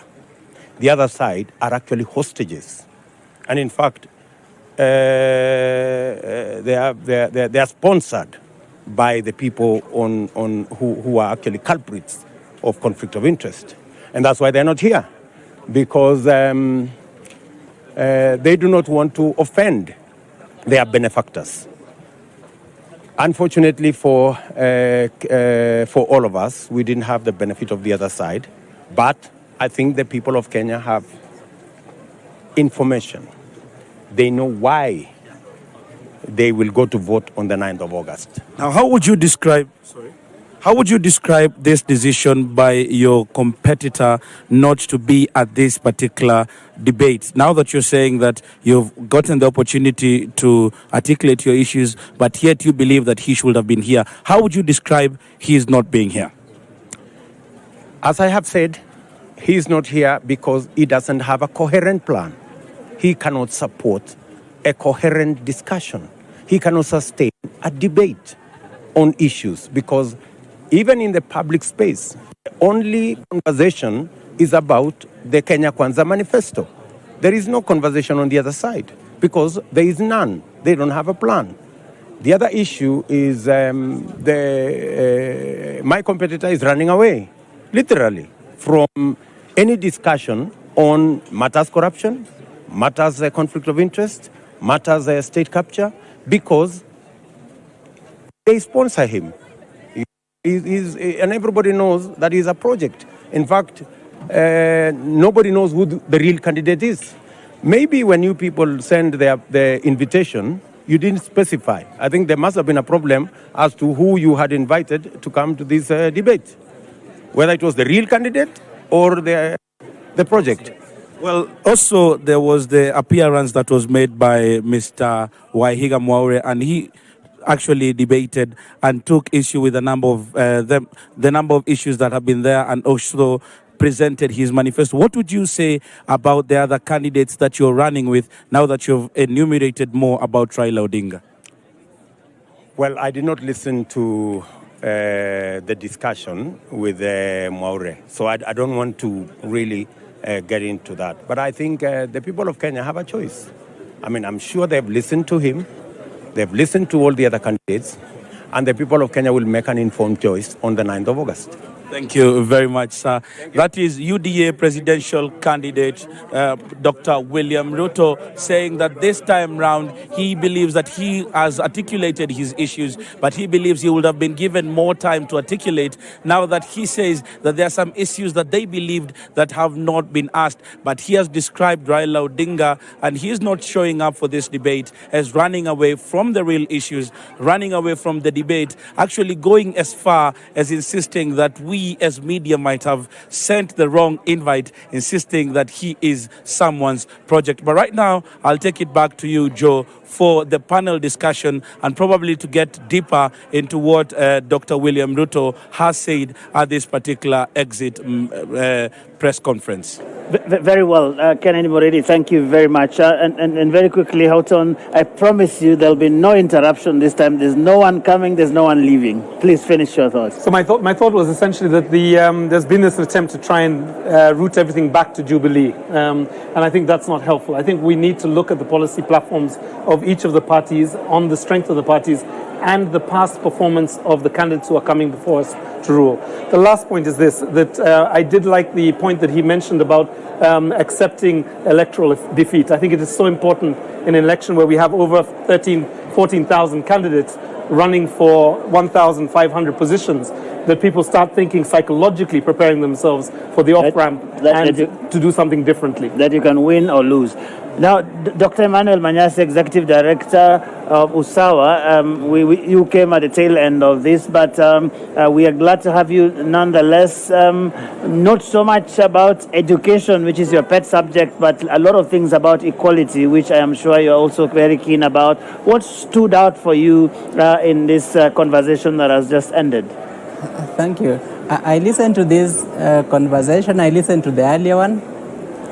I get an impression our leaders don't appreciate the magnitude of the problems we have. Yes. And if they do, they haven't thought through the solutions that they're offering. Because I think so far what we've had is the normal things we've had many times over the years. We will do this, we will do that. But I feel strongly that it was unfortunate to miss education. Unfortunately, because that is the first crisis the next president will face. We have 2.5 million children who must go to our secondary schools that are already congested. That must happen in January. And then we must prepare for another 2.5 or 2.6 in 2024, because we must have 2 double intakes into secondary school to phase out 844. I had wanted to hear that conversation, especially because the candidate who came, there has been attribution to his campaign that they will want to abolish CBC. And so a lot of head teachers, a lot of owners of private schools out there who are being encouraged by the current CS to put up the secondary stream to accommodate CBC are anxious. They don't know whether it is a good investment to make. It would have been important that the candidate responds to that, because I hold the view that the candidates who didn't turn up are actually eventually going to respond to what has been discussed today. Yes. And so any issue that has been tabled today will exhaustively be discussed by even those who didn't show up, because they're going to respond to it. And so it was a big miss for me, but I'm happy that this discussion has begun. I hold the view that it will continue, and I invite Kenyans to engage with this discussion beyond today. All right, Professor, go tonight. So first off, I want to congratulate Deputy President Ruto for showing up, and I want to say to Raila Odinga, shame on you for doing what they did in 2017. When they didn't show up, you're basically paying back with the same coin, but the people you're spiting are the Kenyans who are going to troop to the polling stations to vote for you. So this is a problem. Now, I find this conversation to have been very revealing. We've now seen the many dimensions of Ruto, and I counted 4. Ruto the victim, Ruto the powerless deputy president, Ruto the limited deputy, and then Ruto the person who wields a lot of influence. So I think this duplicity in terms of how Ruto presented himself is problematic. He was very incoherent on fundamental policy questions, especially around agriculture. What is the focus? It seems to me, and it is very disconcerting, that all these candidates think that the solution to solving the productivity problem is to throw fertilizer to the soil. That's not the solution to agriculture in this country. It also marginalizes the fact that a majority of the producers in the space that we have for productive utilization of land actually are pastoralists who are in the very devastated semi-arid and arid lands that are completely underinvested. And Ruto was not very clear on that. On the question of debt, he thinks the solution is to stop borrowing. The solution is to cut spending and right-size government. There's a revenue cliff as well. that he also doesn't talk about. So I think he was very flippant, and it was just really difficult to understand how it is so easy for William Ruto on the campaign trail on a stump speech to be extraordinarily articulate and to be completely rudderless when he's subjected to questions. And I think his lack of mastery or an understanding of the granularity of running government is worrying, given the fact that he has tremendous resources and a team around him that should have prepared him much better for this. So I think this was a bad night for for presidential candidate William Ruto. Sheila, there was some conversation about what you said is your pet subject, the whole question of integrity, leadership, corruption, and all of these things. What did you hear, and did this conversation give you some hope that perhaps it might be dealt with if Dr. William Ruto takes over as president in the next 2 weeks? On leadership and integrity, he talks about in terms of the approach to fighting corruption. He says is to institutionalize the fight against corruption. I think that has already been done, and that's why we still have a problem. We focus so much on legislation, on policy, on building institutions, but we're not looking at the real meat of it, which is ethics and what we're talking about earlier. And both sides, I feel, I've heard Azimio speak about this as well. You know, they're very uncomfortable with the issue around leadership, with integrity, ethics, morals, because in both camps, they're surrounded by people who have certain questions. And I think that's why, for me, the deputy president didn't articulate himself well on that aspect. But on the questions around his acquisition of property, what I would have wanted to hear from him is a commitment that he will subject himself to a lifestyle audit. I think these are valid questions that people have had in terms of how he has acquired property, and not just for him, but even for any other presidential candidate. We wouldn't expect less also from Raila Odinga, that they should actually promise that they will subject themselves to a lifestyle audit. Uhuru Kenyatta did, remember, in 2018. That never happened, but we need to actually ensure that this is done so that these public positions don't become an opportunity for self-enrichment, because it has, and I would have actually wanted him to even go ahead and promise to table documents in terms of how he has acquired that property, but we need to make that demand for both candidates. One last thing, I think it was important that we backpedaled, to his time in office, even when he says when he was active and when he was not active. I mean, I thought he felt almost as helpless as I am as a Kenyan, but I think that he has to be held to account for his time in office. You can't just take credit for the good things and then try to evade failures of government. All right, Wanjiru? I think I'll pick up where Sheila has left off, and I agree. Well done to Honorable Ruto for coming today. Well done to the Kenya Kwanza team for, having a manifesto that's been built based on public consultation.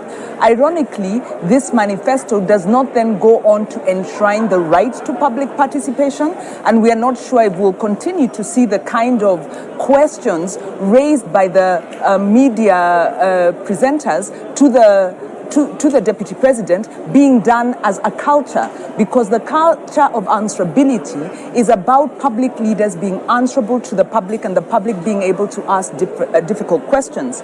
And I think the one issue that comes out here is of trust.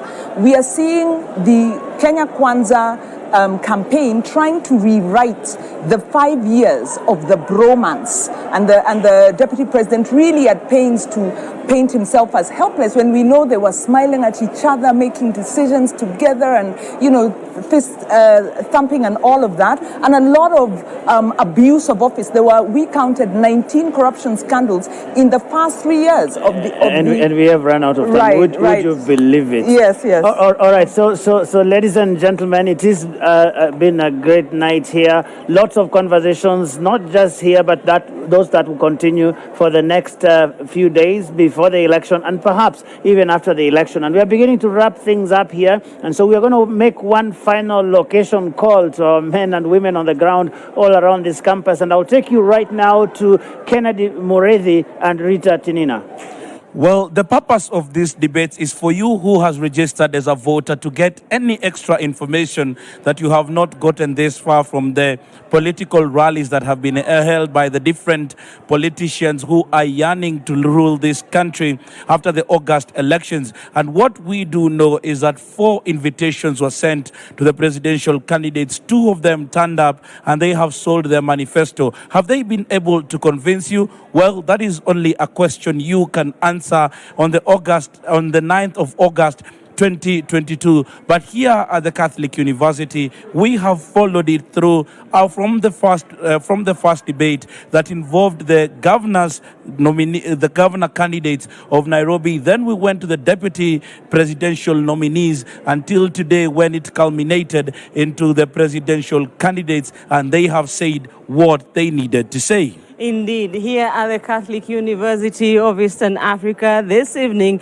the 2 candidates, Agano Party presidential candidate Mwaure Wahiga, as well as the Kenya Kwanza presidential candidate, Deputy President Dr. William Ruto, have had the chance to articulate their policies.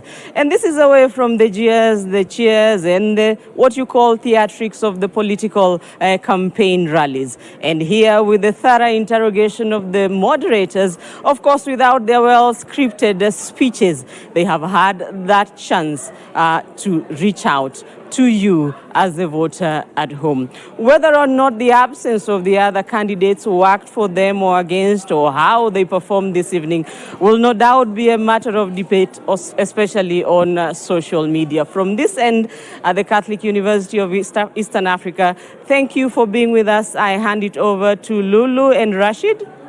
We haven't said our names. My name is Kennedy Mureithi of NTV. And I am Rita Tinina of KTN News.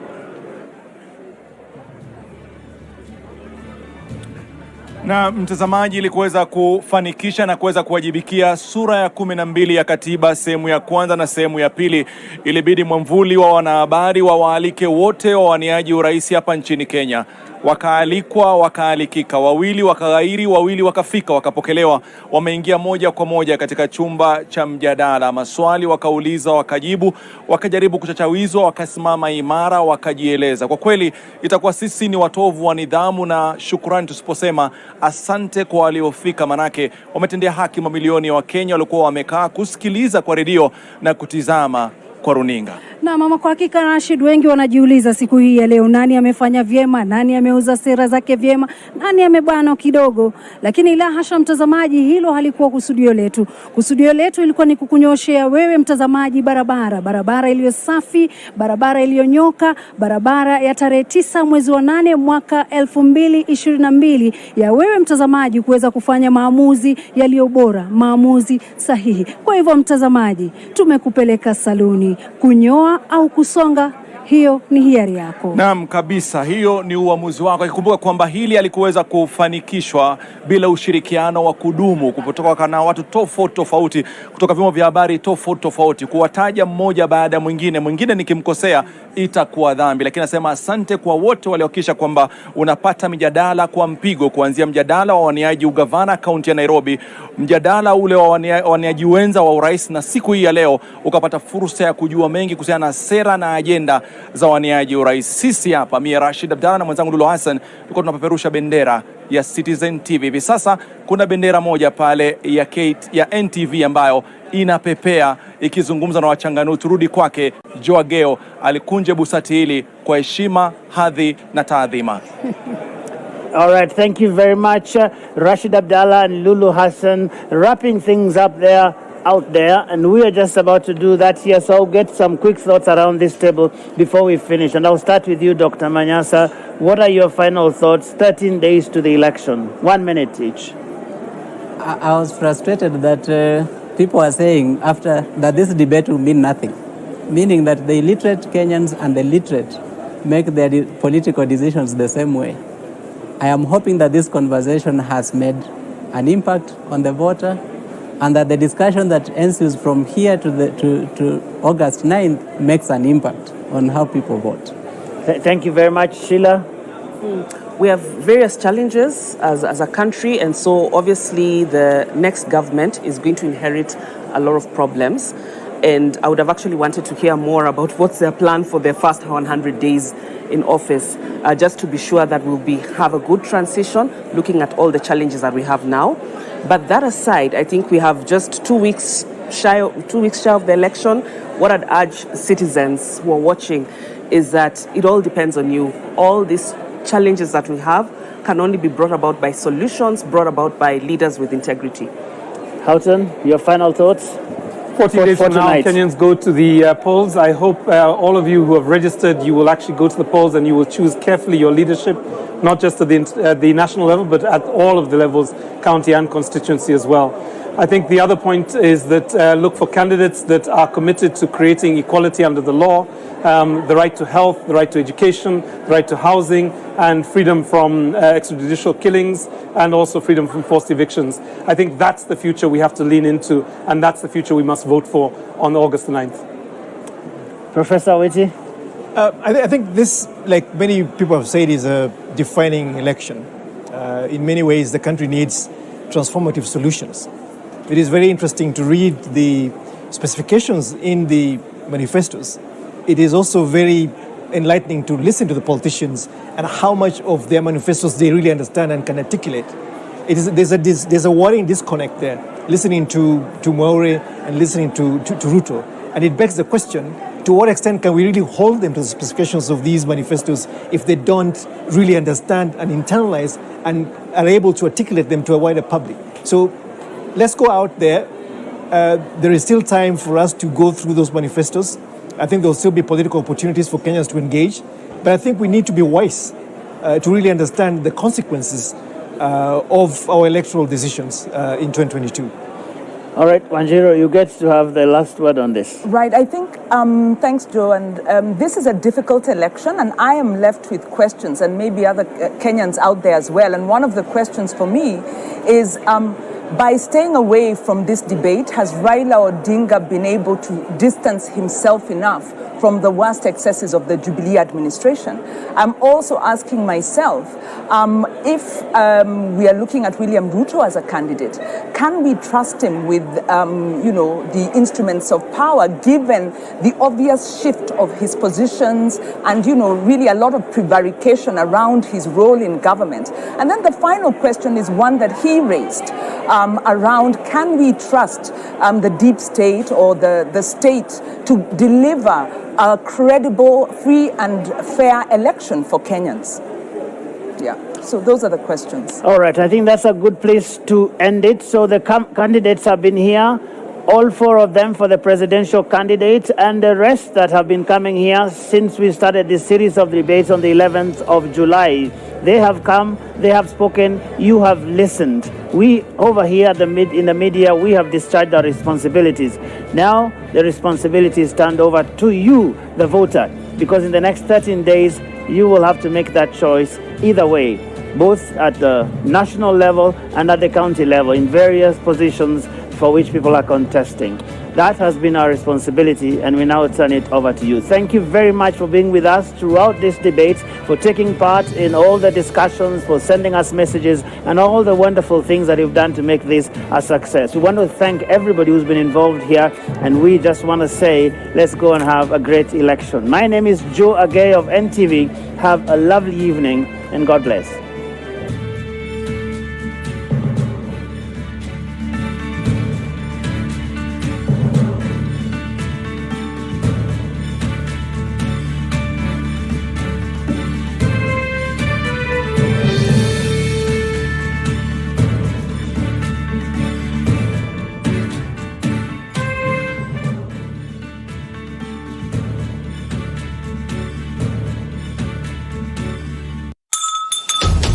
What is a secondary school?